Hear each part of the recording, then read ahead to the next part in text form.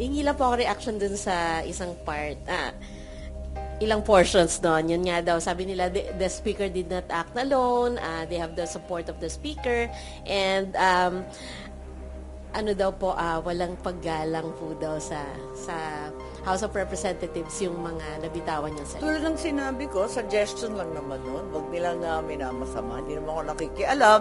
Hindi nga kami sumasagot kapag iniinsulto kami ng bonggang-bongga. Pero ano yun? Indication na gano'n nakalalim yung hidwaan sa pagitan mo at ni Speaker Martin Romualdez. Gano'n nakalalim. Wala namang personal dito, wala namang family feud kanino man, kung si Bongbong man, si Lisa man, si Speaker, pati si Toby, walang family feud. Ang issue talaga politika at prinsipyo na maraming naghihirap sa ating taong bayan, and yet we may once again see the most corrupt budget in the history of the Philippines daw, sabi nung iba. Yung GAA 2025, baka maulit na naman ng 2026 dahil reenacted ba daw. Naku naman, wag naman sana. Okay, tuloy-tuloy na naman ang bagyo sa amin. Ang lakas-lakas na naman ng ulan sa Ilocos, malamang sa Central Luzon. Ayan na naman. Bakit hindi natin tutukan yung mga bagay-bagay na yan, kundi kesa aksayahin lahat ng panahon dito? Puros politika na lang. Layo-layo pa ng 2028. Kadami-dami namang kandidato. Okay, bago tayo lumipas sa ibang issue, dahil ang daming magaganda pang issue, ma'am, considering na anytime this month, isasubmit na yung proposed 2026 budget.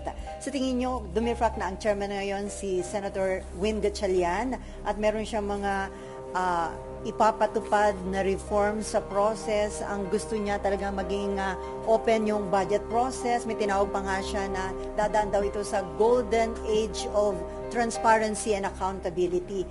Sa tingin niyo, the mere fact din yung sinabi ni PBBM sa SONA na hindi niya papayagan kung sakali nga daw na ang daming baguhin at hindi naayon sa kanya mga priority programs yung ipapasang budget. Sa tingin niyo magiging matino na yung ipapasang budget this time ng Congress?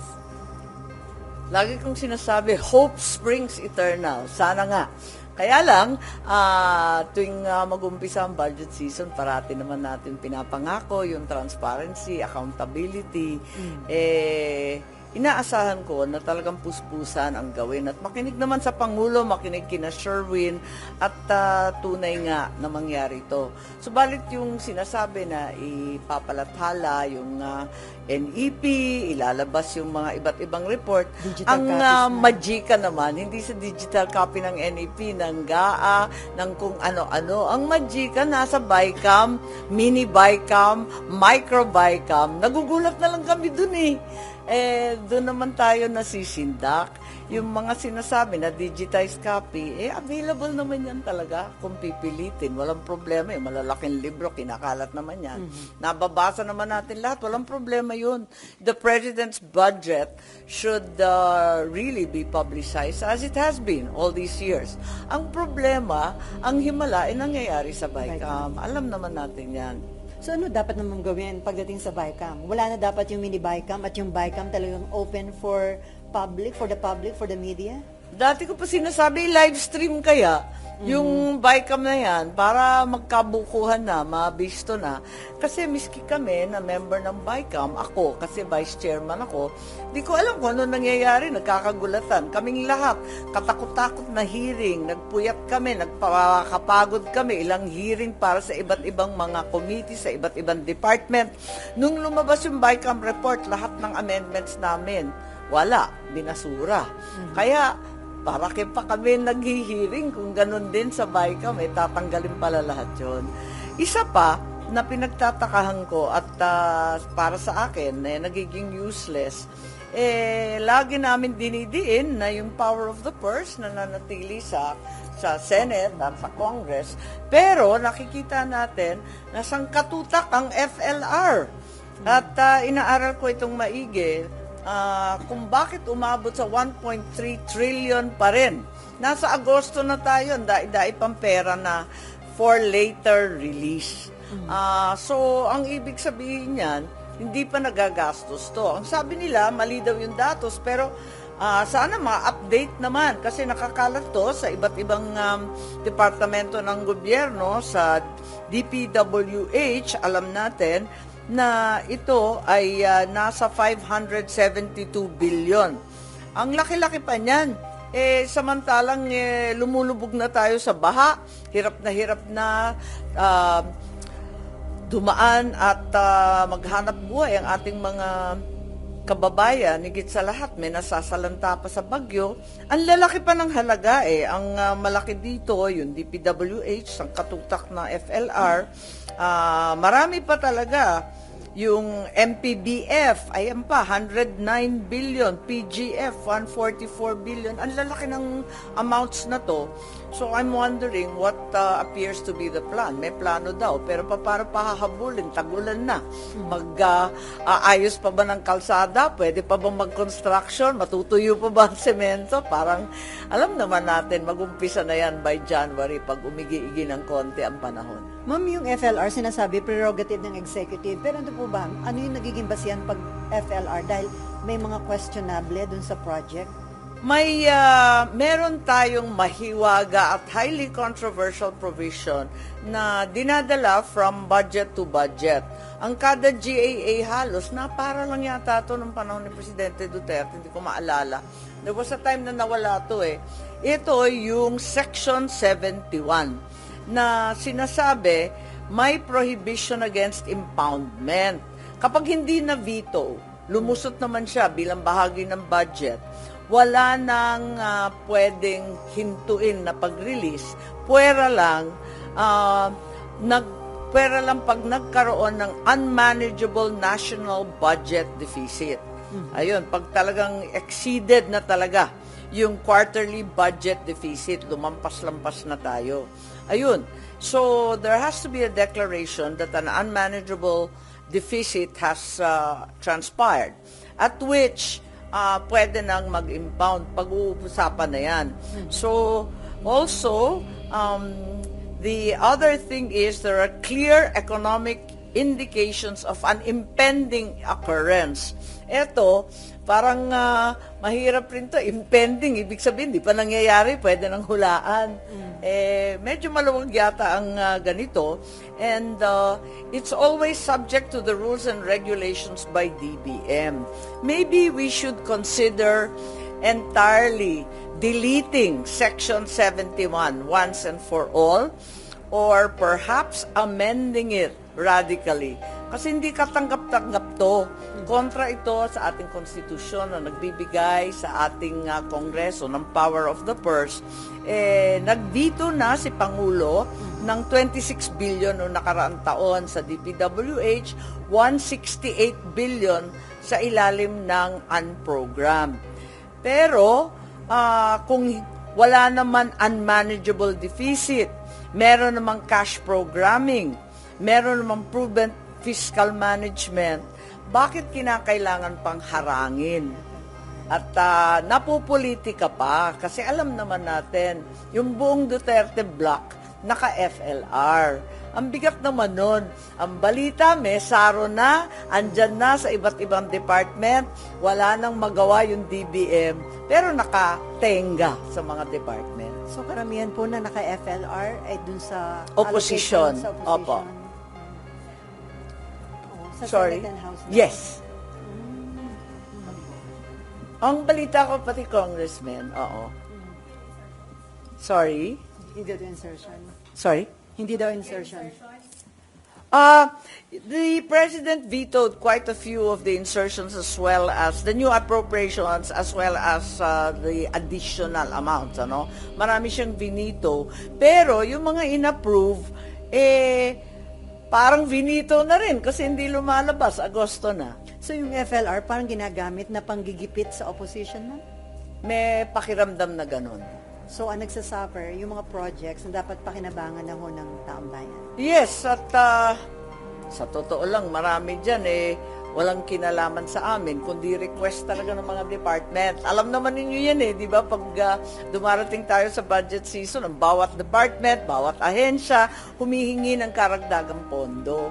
Yun, napapakiusapan. Okay, Nympha and then Mean. Ma'am, ang House of Representatives po nag-adopt ng resolution para gawing bukas, i-open yung bicameral conference committee meetings. Whereas ang Senate naman po, meron kayong resolution, concurrent resolution para That's right. i-publish yung digital copy. So paano yun i-reconcile, ma'am? And naniniwala ba kayo sa sincerity ng House to open the bicam? Like I said, hope springs eternal. Otherwise, hindi na tayo magtatrabaho, no? Kasi nakakalungkot na. Paulit-ulit na lang itong nangyayari. Paulit-ulit na pangako. Tutuparin pa. Ay, nako talaga naman. At, yun, umaasa pa rin ako na ma-i-improve naman natin kasi ang sagwa ng mga nangyayari nakaraan yung 2024, ganun, 2025, mas malala. Talagang na-overhaul ang budget na nakita namin dito sa Senate. Speaker kasi po ang nag-push ng resolution, siya yung author ng resolution para sa open bicam. Pero, ma'am, kasi di ba sa House supposedly nanggaling yung binanggit nyo for this year's budget na AKAP. Diba? So, wala kayo nakikitang, ano ba to, lip service lang ba to? Or what? Hindi ko alam. Hindi ko pa nabasa yung resolution. Yung nakita ko yung filed na bill for budget reform. Luma na yun O baka yung reason na yun, tugon ng House doon sa sinabi ni Presidente sa SONA about the budget. Oo, sana naman, pansinin naman nila yung utos ng Pangulo. Ang daming beses nang sinasabi ng Pangulo, hindi naman bibigyan ng pansin. Yung impeachment na yan, di ba? Sinabi, no, impeachment, tinuloy-tuloy pa rin. Wala tayong magawa. Dahil kung i-open ang bicam, digital copy na lahat, but meron pa rin walang guarantee na wala ng mini bicam or small bicam. Yun na nga, yun naman ang problema talaga. Lagi naman pangako na i-upload for the public, magkukumbida ng mga civil society, ng NGO na mag-participate at manood. Parati naman yan ang pangako, yung mga bottoms-up budgeting, kung ano-ano, di ba? Tsaka transparent. Pero alam naman natin, yung final touch, ika nga, doon naman talaga ang magikan. Kaya nga nakakapagod Kasi magba-vice chair ka, sang katutak na magsa-subcommittee ka, sang katutak na hearing. Nakakabigo talaga. Tapos babawasan pala, pati yung 4Ps. Naku, pambira naman. Tapos yung mga ospital, walang dinagdag. Yung PhilHealth. Ay, naku talaga naman. So ma'am, ang issues di ba ho dun sa 2025 budget is yung na-insert na pondo for AKAP and yung lumobon na budget for unprogrammed funds. Yes, ma'am. And DPWH. unprogrammed. Oo. Yes, ma'am. So, anong dapat na mangyari at hindi na dapat mangyari this time? Well, yung BICAM nga, like I said, let's have a genuine BICAM that's open. Kung papayag kayo, i-live stream na para wala nang gulatan. Pero ang sabi naman ng iba, kinakailangan daw matapos on time. Baka hindi matapos kung isa-isahin.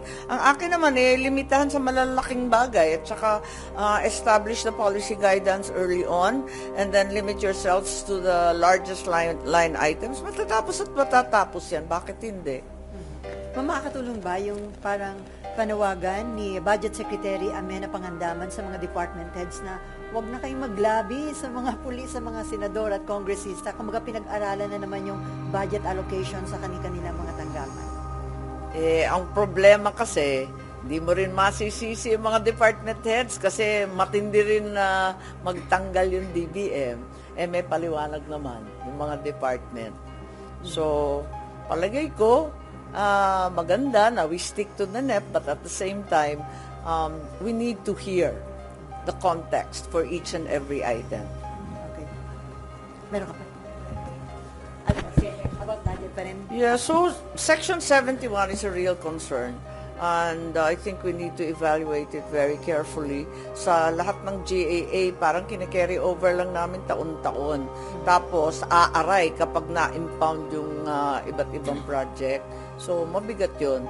Kinakailangan talagang pag-aralan maigi kung anong limitasyon nito or alamin, baka naman may opinion yung ating mga justices kung talagang nababawasan ang ibinigay ng ating saligang batas na kapangyarihan sa budgeting sa ating Kongreso. Mean. Ma'am, additional lang, kasama po ba yung mga projects nyo sa mga departments na FLR na until now hindi nalalabas? Marami kami.